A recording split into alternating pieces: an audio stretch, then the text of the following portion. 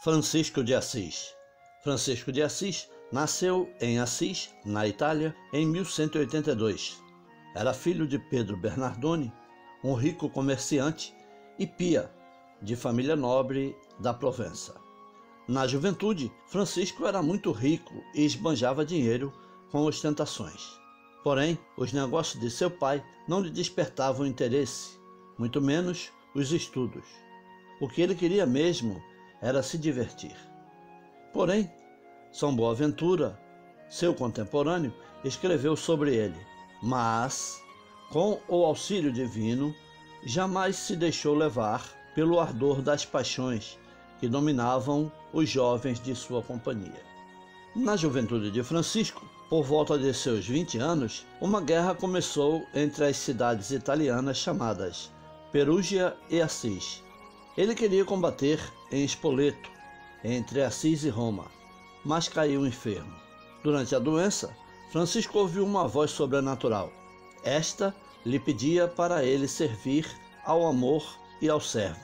Pouco a pouco, com muita oração, Francisco sentiu em seu coração a necessidade de vender seus bens e comprar a pérola preciosa, sobre a qual ele lera no Evangelho. Certa vez, ao encontrar um leproso, apesar da repulsa natural, venceu sua vontade e beijou o doente. Foi um gesto movido pelo Espírito Santo.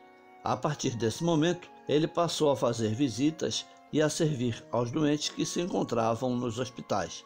Aos pobres, presenteava com suas próprias roupas e também com o dinheiro que tivesse no momento.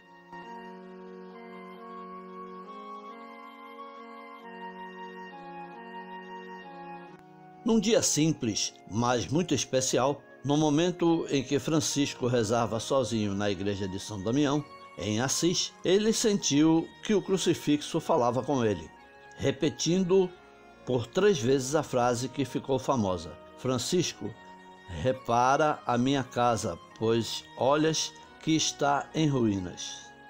O santo vendeu tudo o que tinha e levou o dinheiro ao padre da igreja de São Damião e pediu permissão para viver com ele. Francisco tinha 25 anos. Pedro Bernardone, ao saber o que o filho tinha feito, foi buscá-lo indignado, levou-o para casa, bateu nele e acorrentou-o pelos pés. A mãe, porém, o libertou na ausência do marido e o jovem retornou a São Damião. Seu pai foi de novo buscá-lo. Mandou que ele voltasse para casa ou que renunciasse à sua herança. Francisco então renunciou a toda a herança e disse: as roupas que levo pertencem também a meu pai, tenho que devolvê-las. Em seguida se desnudou e entregou suas roupas a seu pai, dizendo-lhe: até agora tu tens sido meu pai na terra, mas agora poderei dizer: Pai nosso que estás nos céus. Para reparar a igreja de São Damião, Francisco pedia esmola em Assis. Terminado esse trabalho, começou a reformar a igreja de São Pedro. Depois, ele retirou-se para morar numa capela com o nome de Porciúncula. Ela fazia parte da abadia de Monte Subásio, cuidada pelos beneditinos. Ali o céu lhe mostrou o que realmente esperava dele. O trecho do Evangelho da missa daquele dia dizia: Ide a pregar, dizendo, o reino de Deus tinha chegado. Dai gratuitamente o que haveis recebido gratuitamente. Não possuas ouro, nem 2 túnicas, nem sandálias. A estas palavras, Francisco tirou suas sandálias, seu cinturão e ficou somente de túnica.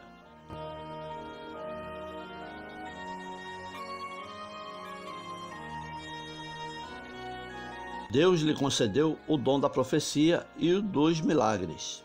Quando Francisco pedia esmolas, com o fim de restaurar a igreja de São Damião, ele dizia: um dia haverá ali um convento de religiosas, em cujo nome se glorificará o Senhor e a igreja. A profecia se confirmou 5 anos depois com Santa Clara e suas religiosas. Ao curar com o beijo o câncer que havia desfigurado o rosto de um homem, São Boaventura comentou para São Francisco de Assis: não se há de admirar mais o beijo do que o milagre? Francisco começou a anunciar a verdade no ardor do Espírito Santo.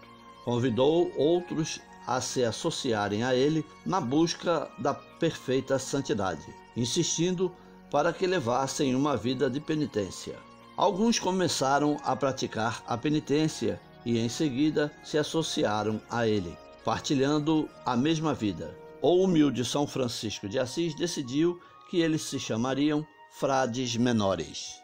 Surgiram assim os primeiros 12 discípulos, que, segundo registram alguns documentos, foram homens de tão grande santidade que desde os apóstolos até hoje não viu o mundo homens tão maravilhosos e santos. O próprio Francisco disse em testamento: aqueles que vinham abraçar esta vida distribuíam aos pobres tudo o que tinham. Contentavam-se só com uma túnica, uma corda e um par de calções, e não queriam mais nada. Os novos apóstolos reuniram-se em torno da pequena igreja de Porciúncula, ou Santa Maria dos Anjos, que passou a ser o berço da ordem.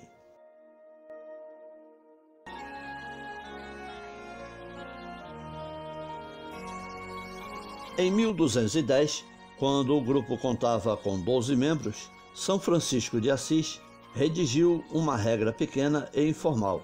Esta regra era, na sua maioria, os conselhos de Jesus para que possamos alcançar a perfeição. Com ela foram a Roma apresentá-la ao sumo pontífice. Lá, porém, relutavam em aprovar a nova comunidade. Eles achavam que o ideal de Francisco era muito rígido a respeito da pobreza. Por fim, porém, um cardeal afirmou: não podemos proibir que vivam como Cristo mandou no Evangelho. Receberam a aprovação e voltaram a Assis, vivendo na pobreza, em oração, em santa alegria e grande fraternidade, junto à igreja de Porciúncula. Mais tarde, Inocêncio III mandou chamar São Francisco de Assis e aprovou a regra verbalmente. Logo em seguida, o Papa impôs a eles o corte dos cabelos e lhes enviou em missão de pregarem a penitência. São Francisco de Assis manifestava seu amor a Deus por uma alegria imensa, que se expressava, muitas vezes, em cânticos ardorosos.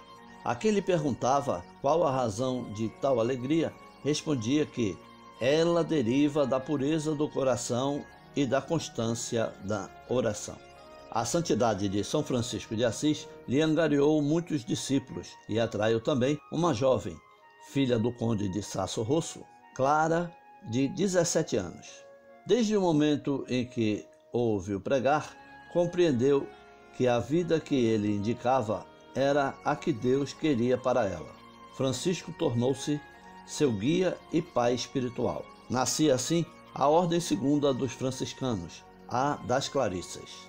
Depois, Inês, irmã de Clara, a seguia no claustro. Mais tarde, uma terceira, Beatriz, se juntou a elas.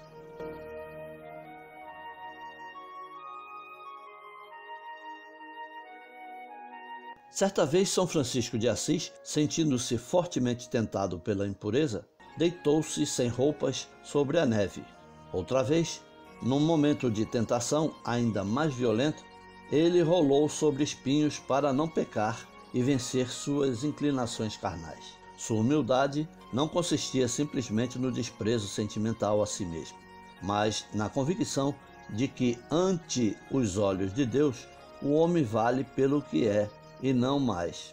Considerando-se indigno do sacerdócio, São Francisco de Assis apenas chegou a receber o diaconato. Detestava de todo o coração o exibicionismo.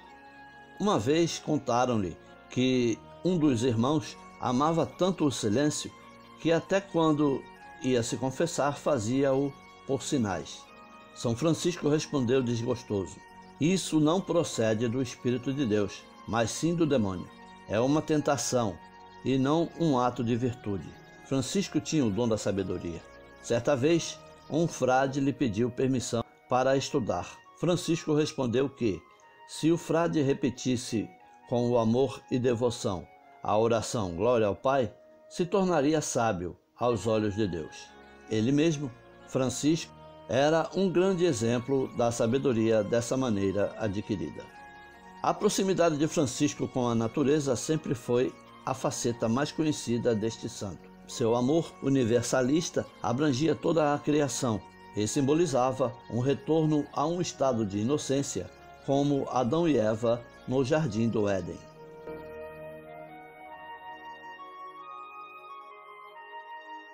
Dois anos antes da sua morte, tendo Francisco ido ao Monte Alveme, em companhia de alguns de seus frades mais íntimos, pôs-se em oração fervorosa e foi objeto de uma graça insigne. Na figura de um serafim de 6 asas, apareceu-lhe Nosso Senhor crucificado, que depois de entreter-se com ele em doce colóquio, partiu deixando-lhe impressos no corpo os sagrados estigmas da paixão. Assim, este discípulo de Cristo, que tanto desejara assemelhar-se a ele, obteve mais este traço de similitude com o Divino Salvador. No verão de 1225, Francisco esteve tão enfermo que o cardeal Ugolino e o irmão Elias o levaram ao médico do Papa Henriette. São Francisco de Assis perguntou a verdade e lhe disseram que lhe restava apenas umas semanas de vida. "Bem-vinda, irmã morte!" exclamou o santo. Em seguida, pediu para ser levado à Porciúncula. Morreu no dia 3 de outubro de 1226, com menos de 45 anos de idade, depois de escutar a leitura da Paixão do Senhor. Ele queria ser sepultado no cemitério dos criminosos, mas seus irmãos o levaram em solene procissão à igreja de São Jorge, em Assis. Ali esteve depositado até 2 anos depois da canonização. Em 1230, foi secretamente trasladado à grande basílica construída pelo irmão Elias.